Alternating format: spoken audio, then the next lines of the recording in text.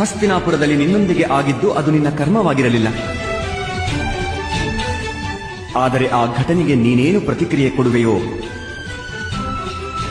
ಅದು ನಿನ್ನ ಕರ್ಮ ಅವಶ್ಯವಾಗಿ ಆಗುವುದು. ನಿನ್ನ ಮನಸ್ಸನ್ನು ನೀನು ದುಃಖ ಹಾಗೂ ದ್ವೇಷದಿಂದ ತುಂಬಿಕೊಂಡರೆ ನಿನಗೂ ಸಹ ನರಕದ ಅನುಭವವಾಗುವುದು.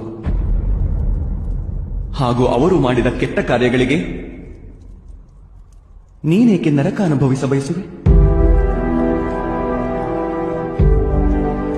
ದ್ವೇಷವನ್ನು ತ್ಯಜಿಸಿಬಿಡು ಸಖಿ.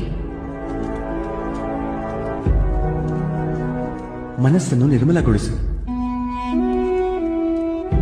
ನದಿಯಲ್ಲಿ ಹರಿಯುವ ಮಲಿನವನ್ನು ನದಿಯು ಸಮುದ್ರದಲ್ಲಿ ಹಾಕಿಬಿಡುತ್ತದೆ.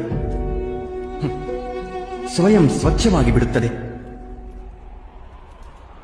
ನೀನು ಕೂಡ ನಿನ್ನ ನೋವನ್ನು ಪರಮಾತ್ಮನಲ್ಲಿ ಹಾಕಿಬಿಡು. ಆ ಪರಮಾತ್ಮನು ಇಡೀ ಜಗತ್ತಿನ ನೋವನ್ನು ತನ್ನೊಳಗೆ ಇಟ್ಟುಕೊಳ್ಳಲು